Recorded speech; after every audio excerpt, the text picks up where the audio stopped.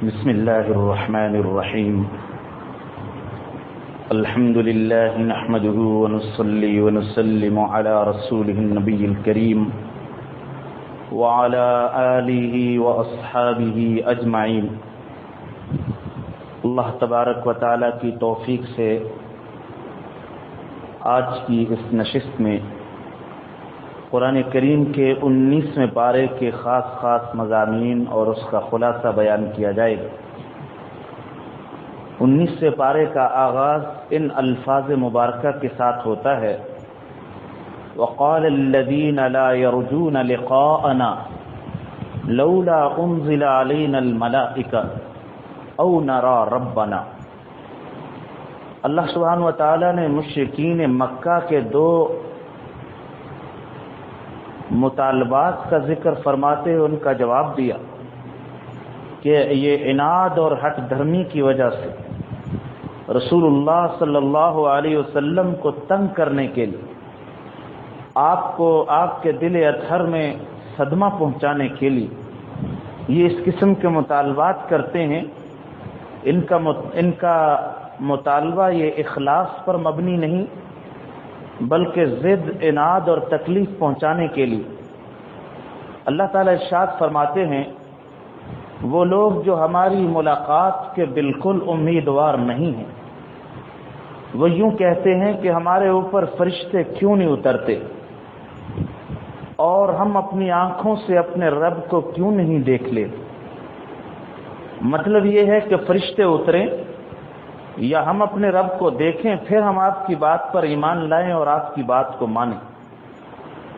اللہ تبارک و تعالی نے یہاں قیامت کا جو منظر بیان فرمایا ہے یہ قرآن کریم کے ان مقامات میں سے ہمیں ہر وقت اس منظر کو اپنے سامنے اپنے تصور کی نگاہوں میں لاتے رہنا چاہیے. قرآن کریم کا یہ واقعات محض قصہ خوانی نہیں بلکہ اصلاح کے لیے ہے کہ ہمارا اندر اور ہمارا ضمیر روشن ہو جائے جس سے ہمیں صحیح اور غلط کے درمیان تمیز، حق اور باطل کے درمیان فرق محسوس ہونا شروع ہو جائے. عجیب و غریب قرآن کریم نے یہاں حالات ذکر فرمائے اور یہ ہمارے ذہنوں میں ہونے چاہیے. فرمایا آج یہ فرشتوں کے بارے میں یہ تمنا کرتے ہم فرشتے دیکھ لیں. ایک دن ایسا آنے والا ہے جس دن یہ اپنی آنکھوں سے فرشتے دیکھیں گے. قرآن کے الفاظ دیکھیے: یوم یرون الملائکہ، جس دن یہ اپنی آنکھوں سے فرشتے دیکھ لیں گے اس دن ان مجرموں کے لیے کوئی خوشخبری کا سامان نہیں ہوگا اور جو کچھ انہوں نے برے اعمال کیے ہوں گے اللہ ان کے سامنے لائیں گے. اور قرآن نے بیان فرمایا یوم تشقق السماء بالغمام، جس دن آسمان پھٹے گا. ونزل الملائکۃ تنزیلا، قطار اندر قطار اللہ تعالی کے فرشتے اتریں گے. اس دن اللہ تعالی کی حکمرانی کا پوری طرح سے ظہور ہوگا. بعض روایات میں آتا ہے ایک موقع ایسا آئے گا جب اللہ تعالی سوال کریں گے لمن الملک اليوم، بتلاؤ آج بادشاہت کس کی ہے. کہاں گئے متکبر لوگ، کہاں گئے زبردستی دکھانے والے، اپنا تنتنا اور اپنا زور دوسروں کے سامنے ظاہر کرنے والے آج کہاں ہیں؟ کہاں ہیں وہ طاقتیں، اپنے آپ کو سپریم کہنے والے، سپر کہنے والے، طاقت کا لوہا منوانے والے کہاں ہیں؟ کوئی جواب دینے والے؟ ایک ایک ذرہ کائنات کا جواب دے گا. بعض روایات میں آتا ہے کوئی جواب دینے والا نہیں ہوگا جب ساری جاندار چیزوں پہ موت طاری ہو چکی ہوگی. خود ہی جواب دیں گے للہ الواحد القہار، آج صرف اس ایک اللہ کی حکمرانی ہے جو واحد ہے اور قہار اور غلبے والا ہے. الملک یومئذ الحق للرحمن، یہاں الفاظ، یہ دن کافروں کے لیے بڑا ہی تنگی کا دن ہوگا۔ وَيَوْمَ يَعَضُّ الظَّالِمُ عَلَى يَدَيْهِ، غور فرمائیے گا ان الفاظ، یہ جو قرآن نے حقائق ذکر فرمائے ہیں بالکل ایسا ہی ہونے والا ہے، اس میں ادنا اور بال برابر بھی شک کی گنجائش نہیں۔ جس دن کافر ظالم آدمی اپنے بازو چبا ڈالے گا، مارے افسوس اور مارے حسرت کے، اپنے ہاتھوں کو اپنے پوروں کو چبائے گا اور اپنے ہاتھوں کو کاٹے گا اور یوں کہے گا یا لیتنی اتخذت مع الرسول سبیلا، اے کاش میں نے رسول صلی اللہ علیہ وسلم کا ساتھ دیا ہوتا، میں ان کے ساتھ ہوتا، اے کاش مجھے تو ایک ہی موقع ملا تھا، ایک ہی موقع تھا جو ہمیشہ کی زندگی بنانے کا تھا، میں نے اس ایک موقع سے فائدہ نہ اٹھایا اور میں نے بربادی کے راستے کو اور ہلاکت کے راستے کو چنا۔ ہائے میری بربادی، یہ میں ترجمہ کر رہا ہوں یا لیتنی کا، ہائے میری بربادی، کاش میں ایسا کرتا۔ آگے بھی یہی الفاظ آ رہے ہیں قرآن، میں رسول کے راستے کو چن لیتا، رسول اللہ صلی اللہ علیہ وسلم کے اسوہ حسنہ کو نمونہ بنا لوں۔ میرے بھائیوں غور کیجئے، بعض احکام ہم کلمہ گو مسلمانوں کے لیے زندگی میں ایک ہی مرتبہ آتے، بعض احکام ایسے، لیکن افسوس یہ ہے یہاں شیطان اور نفس ہمارے اوپر اتنا حاوی ہوتا ہے، ہوا و حرص میں ہم اتنے مبتلا ہوتے ہیں، اس ایک موقع کو ضائع کر دیتے، اس ایک موقع سے جو فائدہ اٹھانا تھا وہ نہیں اٹھا پاتے، ہم بہت بڑا نقصان کر جاتے۔ شادی بیاہ کا موقع آتا ہے، کہتے جی ہمارا ایک ہی بچہ ہے، ایک ہی تو بیٹا، ایک ہی شادی، ایک ہی خوشی، اگر ہم اس میں نہ یہ کریں سارے کام، یہ جو کچھ ہوتا ہے، یہ ناچ گانے، یہ ڈانس، یہ ہندوؤں کی رسومات، کچھ مغرب، یہ چیزیں نہ کریں، ہمارا ایک ہی تو بیٹا، کاش اللہ ہمارے دلوں میں سیدھ عطا فرما دے، ہم یہ سوچ لیں رسول اللہ صلی اللہ علیہ وسلم کا ساتھ دینے کا یہ ایک ہی موقع تو آیا، یہ ایک ہی تو موقع تھا، سنہری چانس گنوا دیا ہم نے، موقع ختم ہو گیا۔ بعض احکام ایک ہی مرتبہ، خاص طور پہ خواتین گھروں میں جب کوئی ایسی وفات ہو جاتی، شوہر انتقال کر جائے، اس پر عدت کا حکم ہوتا ہے، وہ ایک ہی موقع اس کے لیے، یاد رکھیے دوبارہ اس کے لیے عدت کا حکم نہیں آئے گا، لیکن عورتیں اس میں پرواہ نہیں کرتی، واضح اللہ کا حکم 4 مہینے 10 دن سوگ کا نہیں، اگر وہ جاپتے ہیں تو اسی طرح جاپ کرتی، اسی طرح وہ زیب و زینت والی تقریبات میں بھی جاتی۔ بہت کم ایسی اللہ کی خوش نصیب بندیاں ہوتی ہیں جن کو اللہ اپنے راستے کی، اپنے احکام کی فرما برداری کی توفیق عطا فرما، بہت بات سعادت والی ایسی بھی، لیکن اکثر پرواہ نہیں کی جاتی۔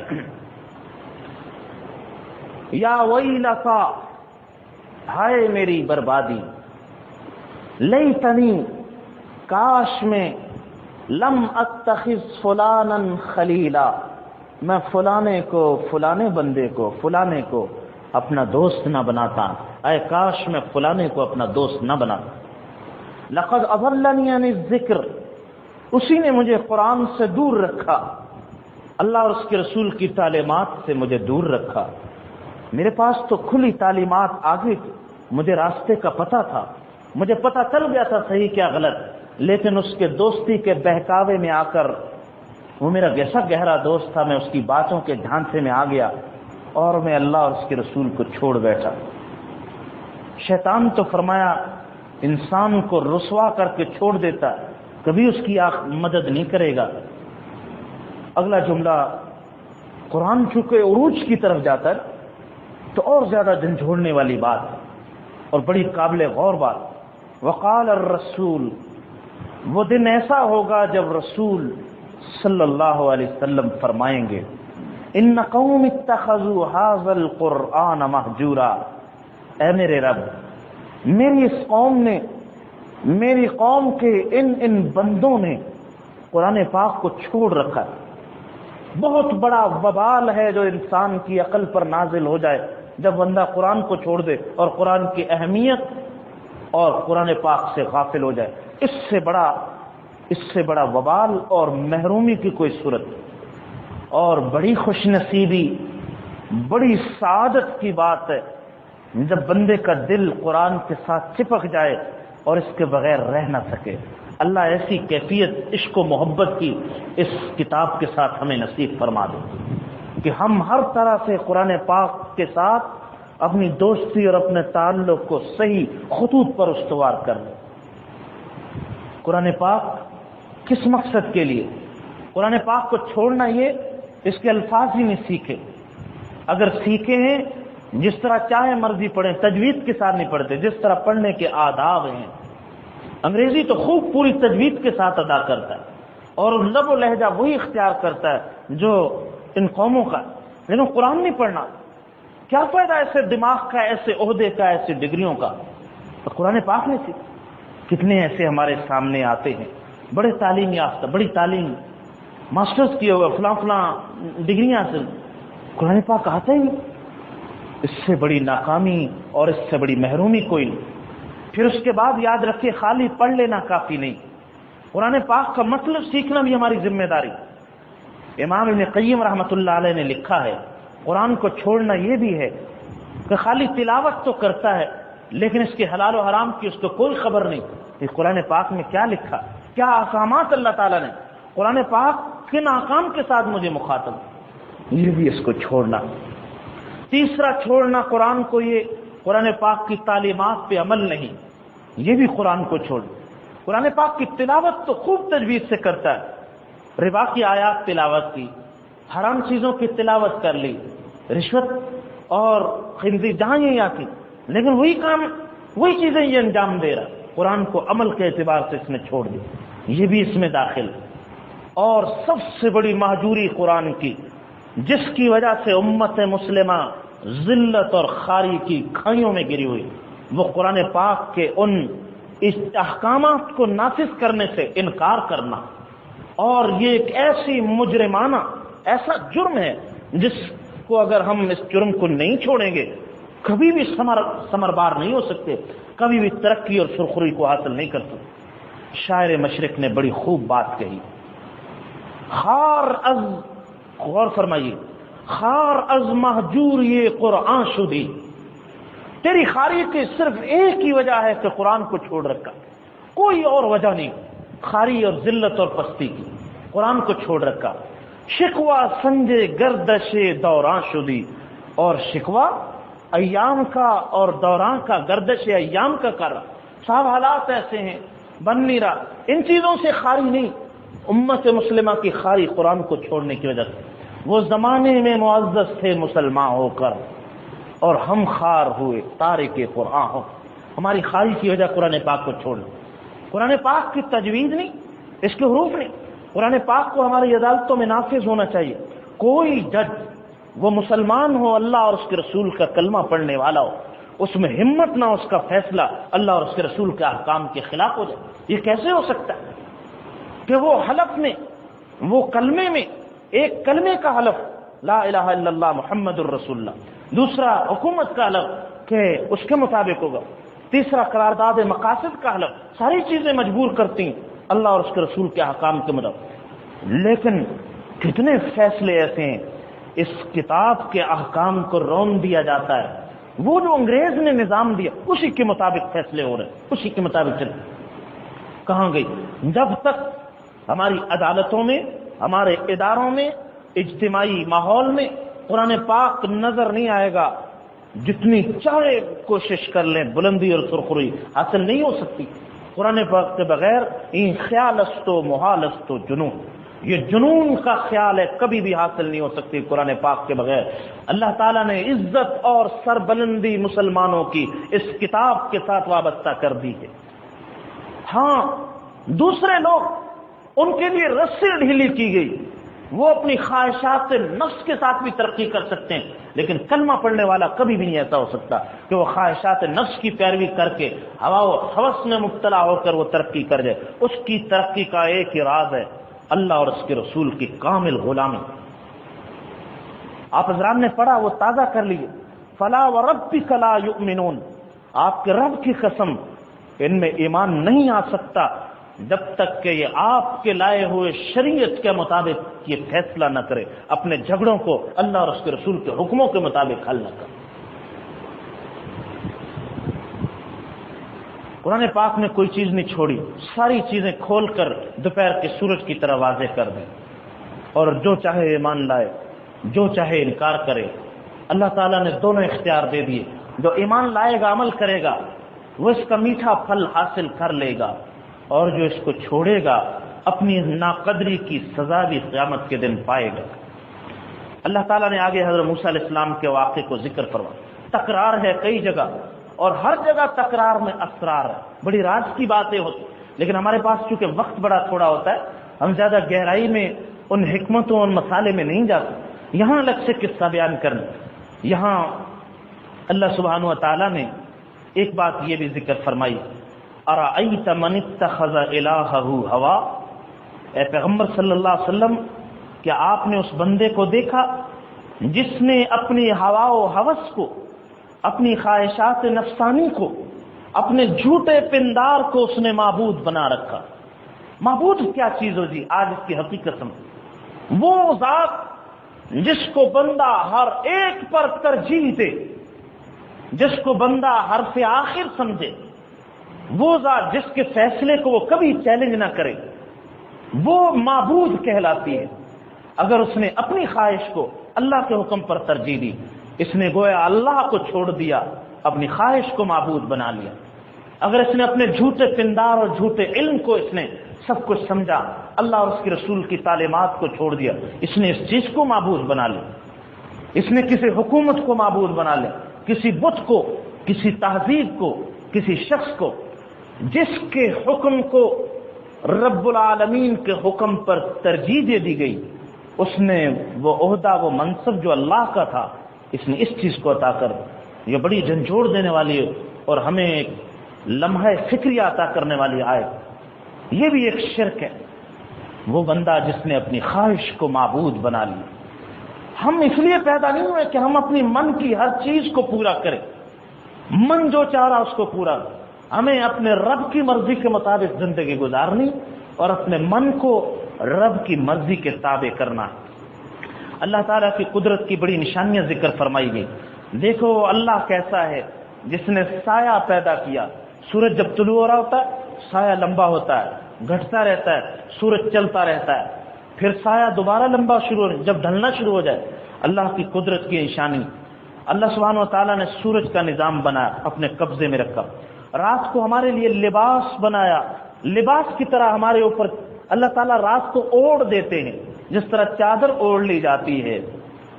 آدمی روشنی میں وہ چادر اوڑھ لے، کمبل، اندھیرا ہو جاتا، ہم لباس کی چادر تمہارے اوپر پہنا دے تاکہ تم نیند کر سکو، آرام کر سکو اور سکون حاصل کرو۔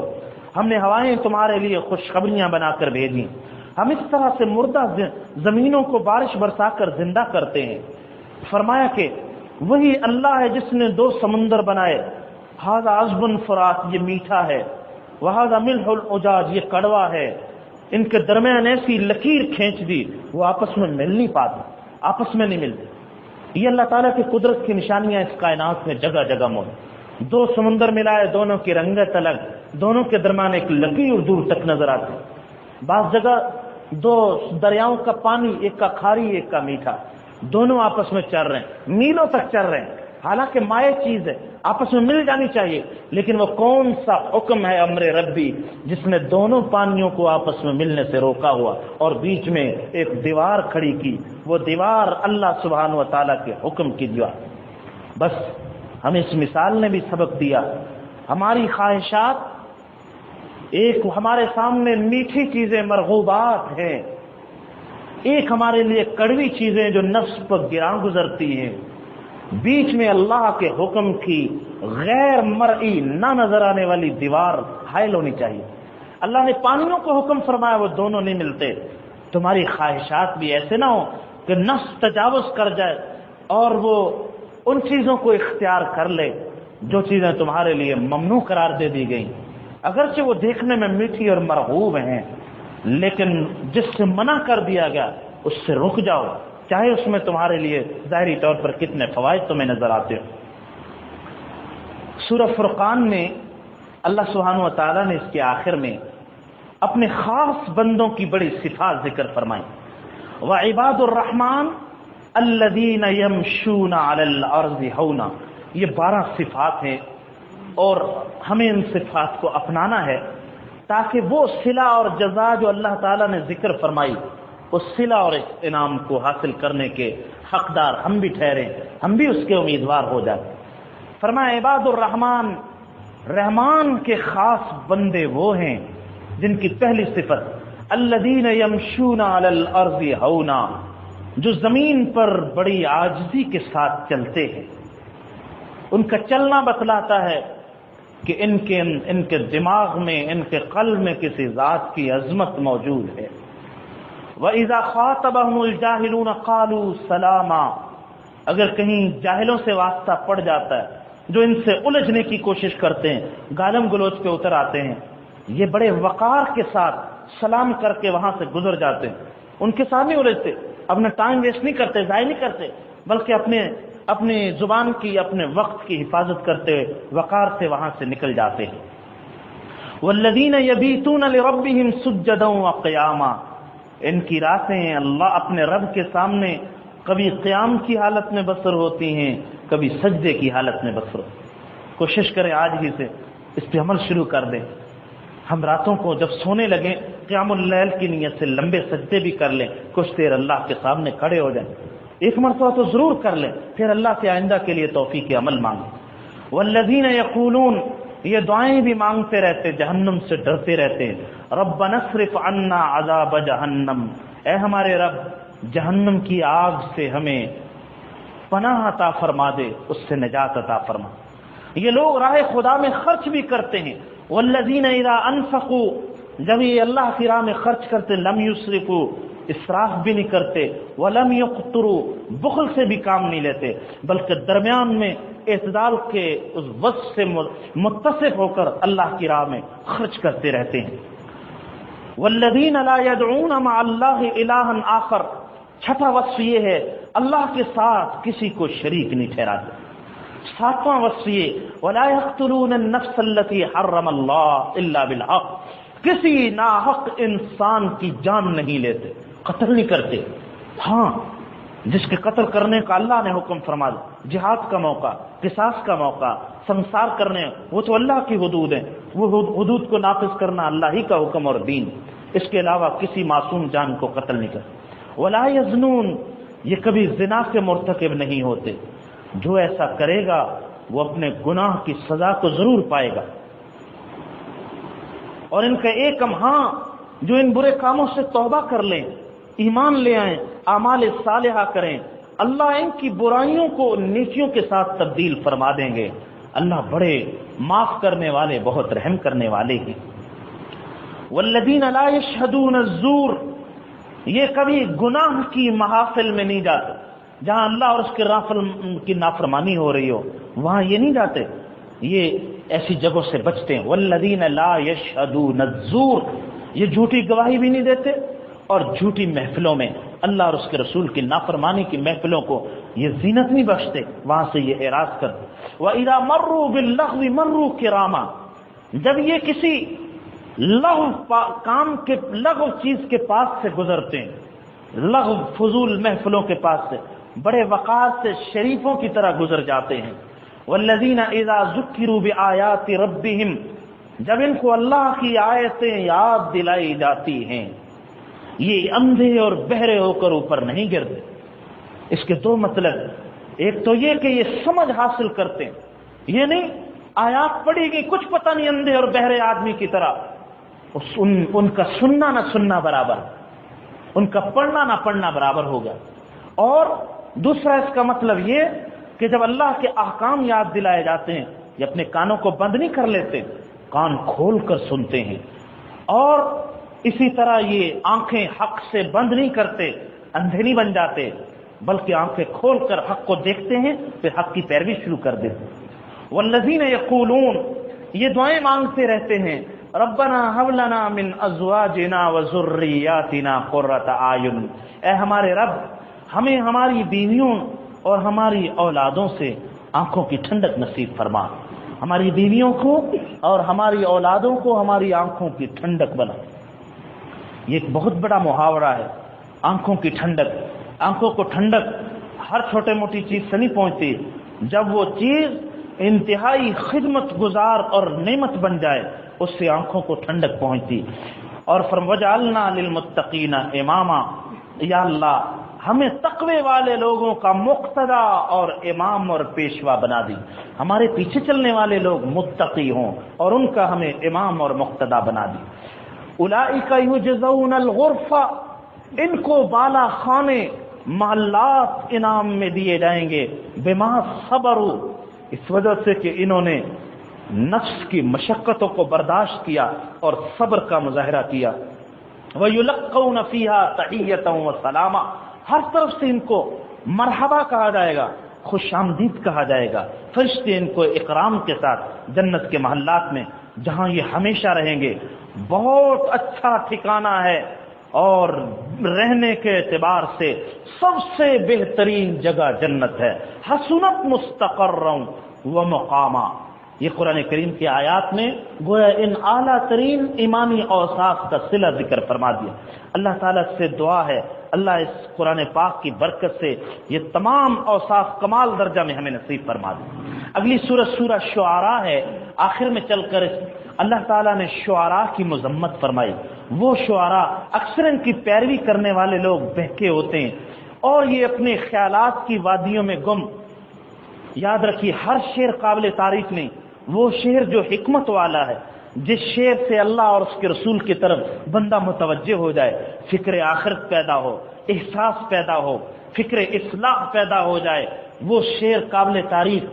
اور وہ شعر جو اللہ اور اس کے رسول سے غافل کر دیں اور آزاد بنا دیں۔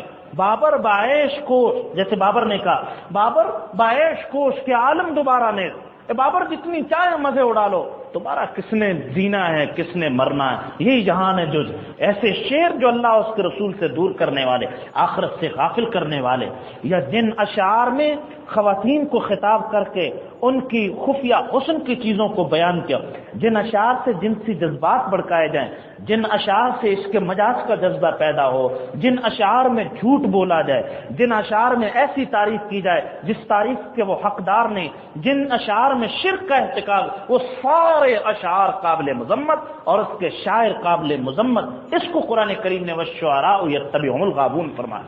صحابہ کرام کے اشعار جذبہ جہاد پیدا کرنے والے، فکر اصلاح پیدا کر، ایسے اشعار قابل مذمت نہیں بلکہ وہ حکمت والے اشعار۔ اس سورت کے آغاز میں وہی انداز اختیار فرمایا گیا جو سورہ کہف کے آغاز میں تھا۔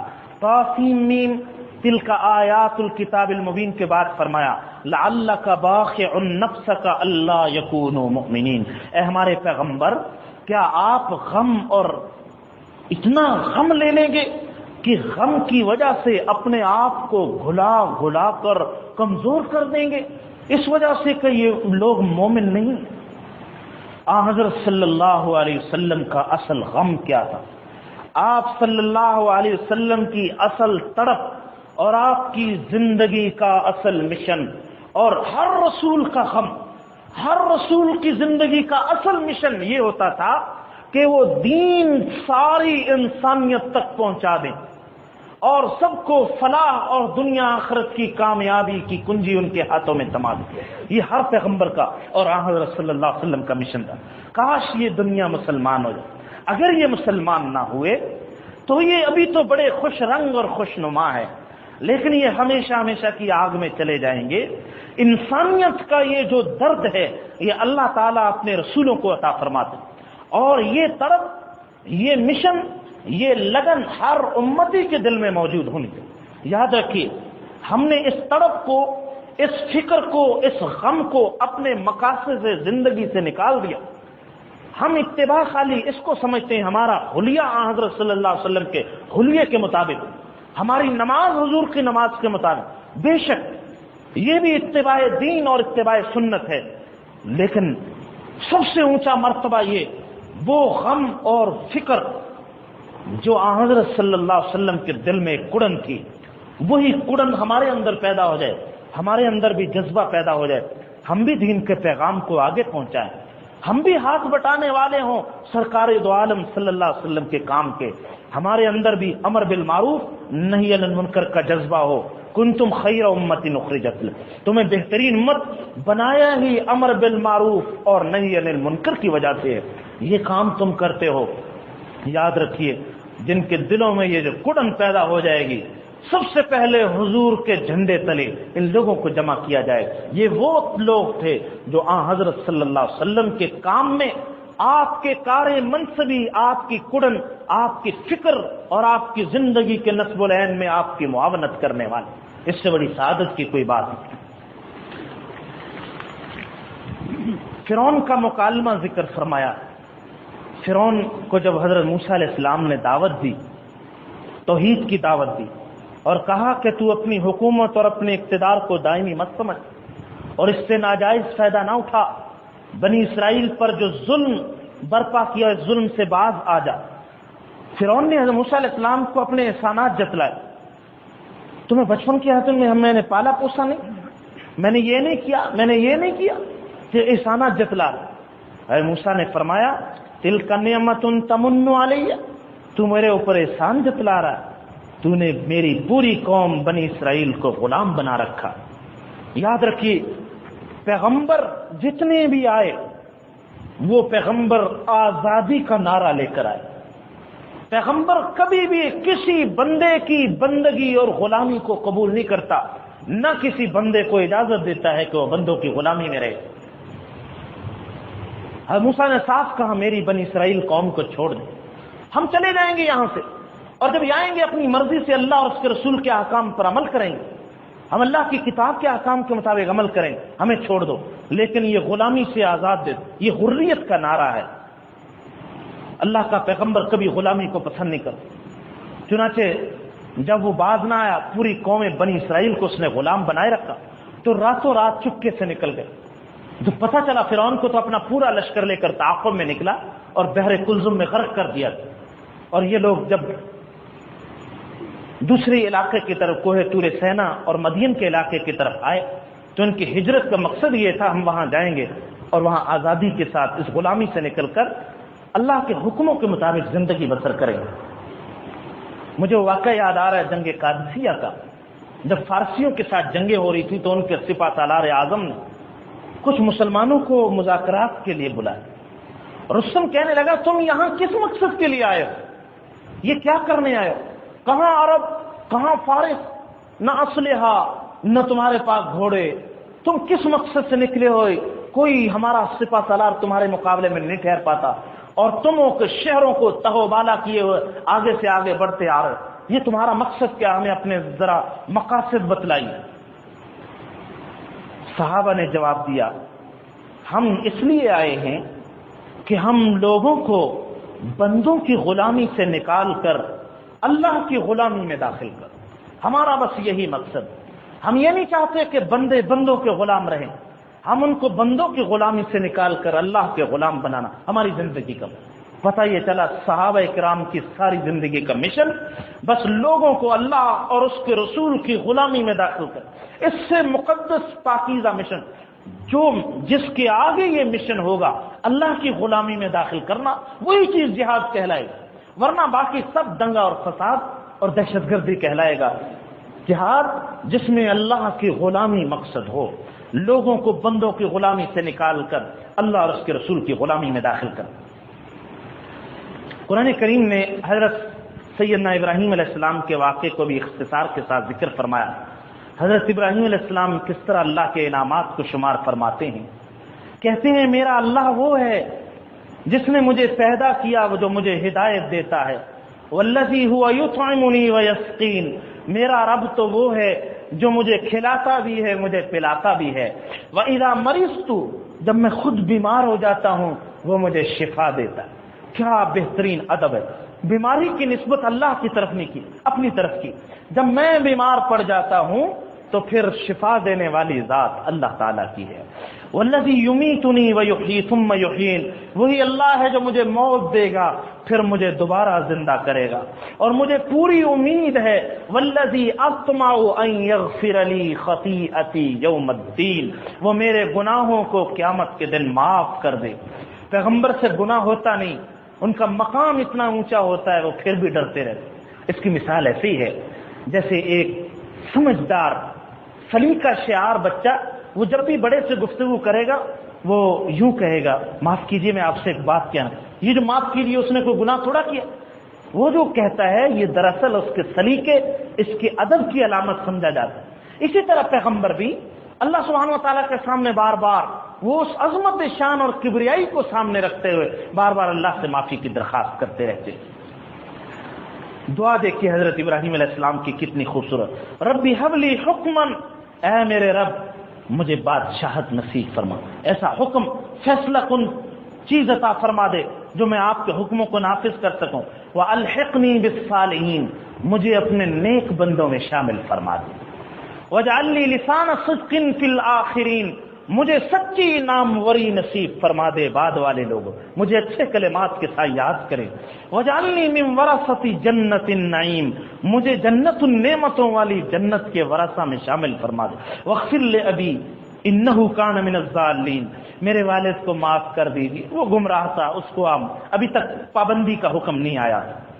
وَلَا تُخْزِنِي يَوْمَ يُبْعَثُونَ، جس دن لوگ اٹھائے جائیں گے مجھے رسوا نہ کرنا، یوم لا ينفع مال ولا بنون، جس دن نہ اولاد کام آئے گی نہ بیٹے کام آئیں گے، الا من اتى اللہ بقلب سلیم، وہی شخص کامیاب ہوگا جو سلامتی والا دل لے کر اللہ کے سامنے گیا، تزکیے والا دل لے کر اللہ تعالیٰ کے سامنے حاضر ہوا، وہی اس دن کامیاب ہوگا۔ اختصار کے ساتھ دیگر پیغمبروں کے واقعات کو بھی ذکر فرمایا، حضرت سیدنا نوح علیہ السلام اور قوم کی دھمکیاں ذکر فرمائی، حضرت سیدنا ہود علیہ السلام کا واقعہ اور قوم کے مترفین اہل ثروت نے کس طرح دھمکیاں دیں وہ بھی ذکر فرمایا۔ پھر اللہ تعالیٰ نے حضرت قوم سمود کا واقعہ ذکر، حضرت سیدنا صالح علیہ السلام کو کس طرح ڈرایا گیا، دھمکایا گیا، حضرت سیدنا لوط علیہ السلام کو کس طرح پریشان کیا، ان پیغمبروں کی دعوت کے بعد ذکر فرمایا۔ ہم نے ان تمام پیغمبروں کو دنیا آخرت کی کامیابی عطا اور مقابلہ کرنے والے دنیا آخرت کے عذابوں سے دوچار ہوئے۔ سورہ شعراء کے بعد اگلی سورت سورہ نمل ہے، اس کا آغاز بھی سورہ شعراء کی طرح طاسین سے ہوتا ہے، وہاں طاسین میم، یہاں طاسین حروف مقطعات میں سے۔ اس سورت میں اللہ تبارک و تعالی نے حضرت موسیٰ علیہ السلام کے واقعے کو ذکر فرمانے کے بعد جو خصوصی مضمون ذکر فرمایا وہ سیدنا حضرت سلیمان علیہ السلام کا واقعہ ذکر فرمایا۔ اللہ تعالیٰ نے حضرت داؤد اور سلیمان کو بڑا علم نصیب فرمایا تھا، اور وہ یوں کہتے تھے الحمدللہ الذی فضلنا علی کثیر من عبادہ المؤمنین، تمام تعریفیں اس اللہ کی ہیں جس نے بہت سارے ایمان والے بندوں میں ہمیں بہت ساری فضیلتیں عطا فرمائی۔ فرمایا حضرت سلیمان حضرت داؤد کے بیٹے تھے، ان کے وارث ہوئے، وہ کہنے لگے اے لوگو اللہ نے مجھے پرندوں کی بولی عطا فرمائی، میں پرندوں کی بولی سمجھتا ہوں، اور مجھے ہر نعمت عطا فرمائی، ایسی حکومت اور بادشاہی عطا فرمائی کائنات میں اس کی مثال نہیں ملی، ہواؤں پر حکومت، جنات پر حکومت، پرندوں پر حکومت، جانوروں پر حکومت، ایسی حکومت اللہ تعالیٰ نے سلیمان علیہ السلام کو عطا فرمائی۔ واقعی یہ ذکر فرمایا آپ ایک مرتبہ گزر رہے تھے، چیونٹیوں کے بلوں کے پاس ان کی وادی تھی جہاں وہ رہتی تھی، چیونٹی کہنے لگی دوسری چیونٹیوں سے یا ایھا النمل ادخلوا مساکنا، اے چیونٹیوں ذرا جلدی سے تم اپنے بلوں میں داخل ہو جاؤ، کہیں سلیمان علیہ السلام کا لشکر اپنے پاؤں کہ تمہیں روند نہ ڈالے۔ کتنی دور چیونٹی نے کیا گفتگو کی ہوگی، ہم نے تو چیونٹی کی آواز بھی نہیں سنی، گفتگو کیا سمجھی؟ سلیمان علیہ السلام نے چیونٹی کی آواز بھی سن لی، گفتگو بھی سمجھ لی۔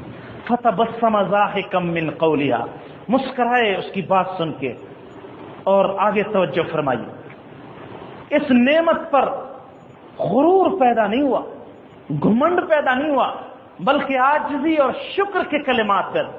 اس لیے کہ جو اللہ کے بندے ہوتے ہیں وہ اللہ کے انعامات کو، ان اعزازات کو دیکھ کر اور زیادہ جھک جاتے ہیں. جس طرح پھلدار درخت وہ جھک جاتا ہے، اس کی شاخیں زمین کے ساتھ لگ جاتی ہیں. پھلوں سے خالی درختی اوپر کو اکڑا ہوتا، اسی کی ٹہنیاں اٹھی ہوتی ہیں، یہ علامت ہوتی ہے اس پہ کوئی پھل نہیں لگتا. آموں کی شاخیں دیکھیں، جتنی لدی ہوئی ہوں گی اتنی جھکی ہوئی ہوں گی.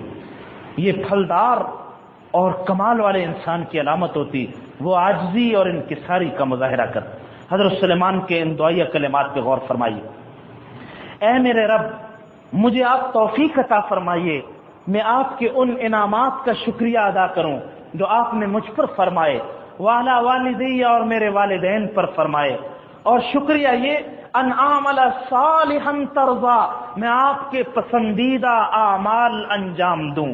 وادخلنی برحمتک فی عبادک الصالحین، اپنی رحمت سے مجھے اپنے نیک بندوں میں داخل فرما دے. بڑی آپ نے غور فرمایا پرانے پیغمبروں کی دعاؤں میں بھی یہ دعا خاص طور پہ آتی ہے، اے اللہ اپنے نیک بندوں میں ہمیں شامل فرما. اس لیے کہ نیک بندوں کا جو حشر ہوگا، جب ہم ان کے ساتھ ہوں گے ہمارا بھی وہی حشر. جو ان کو انعامات ملیں گے ہمیں بھی وہی انعامات، جو ان کی ضیافت ہوگی ہماری بھی وہی ضیافت. جب ان کو اللہ جہنم سے بچائیں گے ہمیں بھی ان کے زمرے. اس لیے صالحین کی معیت اور صالحین کا ساتھ بہت بڑا انعام. اسی صورت میں اللہ تعالیٰ نے ہدہد کے واقعے کو ذکر فرمایا. آپ حضرات جانتے ہیں ہدہد غائب ہوا، اس نے باہر کی خبر دی ملکہ بلقیس کی کہ یمن کے علاقے میں اس کی بڑی حکومت ہے. حضرت سلیمان علیہ السلام نے پیغام بھیجا، خط لکھا کہ مسلمان ہو کر آ جاؤ میرے پاس، سرکشی اختیار نہ کرنا، مقابلہ نہیں کر سکو. وہ جو خاتون تھی ملکہ بلقیس، اس نے اپنے حواری جمع کیے، وزراء اور مشیر. کسی بادشاہ کو ڈبونے میں مشیروں کا بڑا ہاتھ ہوتا، تہرانے میں بھی اور ڈبونے میں بھی. یہ یاد رکھیں. حضرت صلی اللہ علیہ وسلم نے دعا سکھائی، یہ دعا مانگے، یا اللہ اگر مجھے عہدہ عطا فرمائے، مجھے ایسے مشیر عطا فرما دیں جو مجھے نیک کاموں کا مشورہ دیں. ایسے مشیروں سے پناہ، بطانۃ السوء، ایسے برے لوگوں سے جو مجھے آ کر مشورہ برائی کے کاموں کا دیں، ایسے مشیروں سے نجات. اس لیے کہ وہ خود بھی ڈوبیں گے، مجھے بھی لے ڈوبے.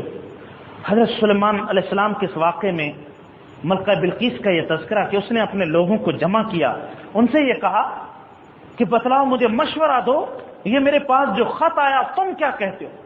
وہ کہنے لگے، ہر آمر کا یہی، ڈکٹیٹر کا یہی مزاج ہوتا، نحن اولو قوہ، ہم بڑی طاقت والے ہیں، وہ اولو باس شدید، ہماری بڑی فوج اور بڑی طاقت ہے، لشکر ہے ہمارے پاس.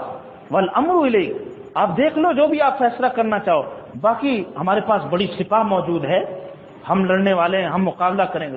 یہ انہوں نے مشورہ دیا. پھر یہ بڑی سمجھدار خاتون تھی، کہنے لگی بادشاہوں کا حال یہ ہوتا ہے اگر وہ بستیوں میں داخل ہو جائیں پھر وہ کسی کو نہیں دیکھتے، تباہ و برباد کر دیتے ہیں، بستیوں کو ویران کر دیتے ہیں. عزت والے لوگ، ذلت والے وہ گرفتار ہو جاتے ہیں، پابند سلاسل ہو جاتے ہیں. وہ بھی مجھے لگتا ہے وہ ایسے ہی کریں گے. اچھا میں ایسا کرتی ہوں، ان کو آزماتی ہوں، وہ اپنے دعوے میں کتنے سے، اگر تو پیغمبر ہوئے میرے ہدیے کو قبول نہیں کریں، اگر عام بادشاہ ہوئے تو میرے تحفے کو. سے کیا سمجھے آپ؟ یہ ڈالر، یہ تحفے، یہ بڑی آزمائش کا ذریعہ بنتے ہیں. اس سے شجاعت، اس سے بہادری، اس سے ہمت مردہ کا امتحان لیا جاتا ہے. یہ کس حد تک یہ دنیا کے رسیہ ہیں، دنیا کے پجاری ہیں، یا واقعتاً یہ نعرہ تکبیر جو لگاتے ہیں ان کے دل میں بھی تکبیر موجود ہے. حقیقت میں یہ آزمایا جاتا. اس نے بھی سونے کی اینٹیں دے کر، ہدیہ دے کر بھیجا. سلیمان علیہ السلام پتہ چلا، خبر مل گئی کہ ہدیہ لے کر آ رہے سونے کی اینٹیں ہیں. سلیمان علیہ السلام نے سونے کی اینٹوں سے سڑک بنوا دی، دور تک دیواریں بنوا دی اور گدے باندھ دیے، لید کر رہے، پیشاب کر رہے سونے پر. وہ جب آئے انہوں نے حال دیکھا، سلیمان اینٹیں وہیں پھینک دی. اللہ حول ولا قوت، یہ اینٹ دے کر توہین کروائیں گے سلیمان علیہ السلام کے ہاں، یہ سونے کی قدر. واپس ہدیہ آپ نے، وہی بات ہوئی. حضرت سلیمان علیہ السلام نے پھر کہا میرا وہ تخت کون لائے گا؟ جس صاحب کے پاس اللہ نے اس کو اسم اعظم کا علم عطا فرمایا، انہوں نے دعا کی، تخت فوراً حاضر ہو. بہت بڑے جن نے کہا تھا میں آپ کی مجلس کے ختم ہونے سے پہلے لے آؤں گا، نہیں، وہ بات قبول نہیں. ایک ایسا اللہ والا تھا جس کو اللہ نے اسم اعظم کا بعض روایات میں آتا ہے اللہ نے اسم اعظم عطا فرمایا، جو بندہ اس سے دعا کرتا ہے اللہ اس کی دعا کو قبول فرما۔ کئی طرح کے روایات میں اسم اعظم آتے ہیں، اور محدثین نے اس پر، امام سیوطی نے، امام نووی نے، امام جزری نے اپنی حدیث کی کتابوں میں، دعاؤں کی کتابوں میں اس کو ذکر فرمایا اسم اعظم سے۔ بعض روایات میں آتا ہے یا حی یا قیوم برحمتک نستغیث، اسم اعظم، بعض میں دوسرے الفاظ بھی آتے ہیں۔ بہرحال تخت آ گیا اور ملکہ بلقیس بھی مطیع اور فرمان بردار ہو کر آئی۔ ادھر حضرت سیدنا سلیمان علیہ السلام ایسا تالاب تیار کیا جس میں مچھلیاں ہیں اور شیشے کی چھت لگائے، وہ سمجھی شاید تالاب میں سے گزرنا پڑے، اس نے اپنے پنڈوں سے کپڑے اٹھائے۔ حضرت سلیمان علیہ السلام، یہ تو عجیب قسم کا محل، منع کر دیا، یہاں اٹھانے کی ضرورت نہیں، یہ پانی نہیں، یہ چھت ہے۔ آپ اندازہ کیجئے کیا تمدن تھا، اور اس شکر کو بھی دیکھیے جو سیدنا سلیمان علیہ السلام کا شکر۔ کون سی نعمت ایسی نہیں تھی جو اللہ نے سلیمان علیہ السلام کو عطا نہیں فرمائی، لیکن عاجزی اور انکساری کا پہاڑ تھے۔ یہی ان پیغمبروں کے ان واقعات سے ہمیں سبق ملا۔ ہم چھوٹی چھوٹی چیزوں پہ نہ کرائیں، چھوٹے چھوٹے کمالات، بلکہ ہر نعمت کو، ہر کمال کو، ہر خوبی کو اللہ کی عطا جانیں، اور ان خوبیوں کا، نعمتوں کا تقاضا یہ پھر ہم نیکیاں کریں اور اللہ کے فرما بردار بندوں میں شامل ہوں۔ وآخر دعوانا ان الحمد للہ رب العالمین۔ اللهم صل على سيدنا ومولانا محمد وعلى آل سيدنا ومولانا محمد وبارك وسلم۔ رب أوزعني أن أشكر نعمتك التي أنعمت علي وعلى والدي وأن أعمل صالحا ترضاه وأدخلني برحمتك في عبادك الصالحين۔ یا اللہ، یہ جتنی دعائیں ہم نے آج کے درس میں پڑھی ہیں، ساری دعائیں ہمارے حق میں قبول فرما لی۔ یا اللہ، سلیمان علیہ السلام کی دعائیہ کلمات سے ہم بھی دعا مانگتے ہیں، اے اللہ ہمیں اپنی اور اپنے آباء و اجداد کی تمام نعمتوں پر شکر گزار بندہ بنا کر اعمال صالحہ کی توفیق عطا فرما دے، اور یا اللہ ہمیں اپنے نیک بندوں میں شامل فرما۔ یا اللہ، آپ نے جو اپنے خاص بندوں کے اوصاف سورہ فرقان میں ذکر فرمائے، یا اللہ یہ تمام صفات جمیلہ ہمیں عطا فرما دے، ان تمام اوصاف کے ساتھ ہمیں متصف فرما کر جنت کے محلات اور غرفہ اور جس جزا کا آپ نے وعدہ فرمایا وہ جزا ہمیں نصیب فرما دے۔ وصلی اللہ تعالی علی نبینا و حبیبنا محمد وعلی آلہ وصحبہ اجمعین۔